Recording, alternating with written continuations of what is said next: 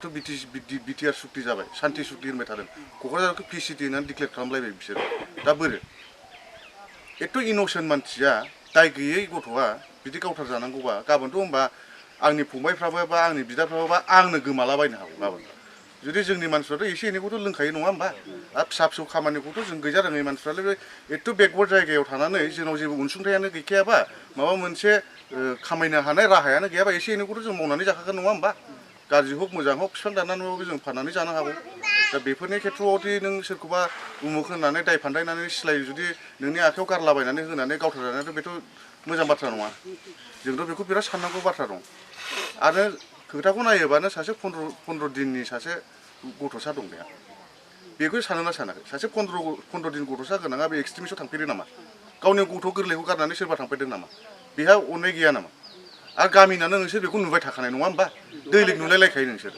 माबा फानहैनायखौबो नुयो नोंसोर बाजार खालामनायखौबो गामिनि मानसिफ्रानो बेखौ नुगासिनो बे बेक्तिखौ होनबा बे मोरै जाथाव जोंथ' बेखौ मानिनानै लानो हाया दा जोङो बेखौ अल आसाम ट्राइबेल स्टुडेन्ट इउनियननिफ्राय जिखुनु बेखौनो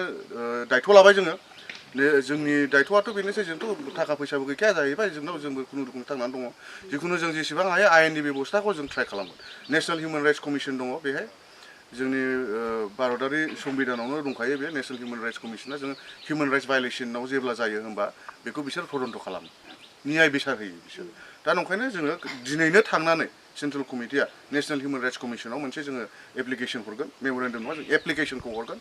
आरो गुवाहाटी हाइकर्टआवबो जोङो एडभकेटनि दारा जोङो बाहायबो पेटिसन होगोन जाहाथे बेयो तदन्त जानांगौ इनभेस्टिगेसन जानांगौ प्रपार इनभेस्टिगेसन जानांगौ कम्पेनसेसनाथ' फैगोनलै खिन्थु बे जायखिनि दायनिगिरि बेथ' सास्ति मोनथारनांगोन नङा होमबा ओरैनो फैसाल' होनानै सासे बेक्तिखौ गावथारनानै इन'सेन्ट बेक्तिखौ गावथारनानै फैसाल' गारनानै होलांबाथ' जायाना नियाय नांगौना जोंनो जास्टिस नांगोन नङा होमबा दा बेनि थाखायनो जों बेखौ जेरैखि जाया दिनैनो थांनानै जोङो नेशनेल हिउमेन राइट्स कमिसनाव लाइजाम हरगोन जोङो गुवाहाटी हाइकर्टआवबो एडभकेटनि थ्रुयै जोङो हाइकर्टआवबो जों पेटिसन होगोन नियाय बिसार नांगौ जोंनो जास्टिस नांगौ बेनि थाखाय आरो जाय बेक्तिया DSP ना एडिशनेल SP बिथाङा सासपेनसन जानांगौ ट्रेन्सफार जानांगौ सास्ति मोननांगौ दा जोंनि दाबिया बेल'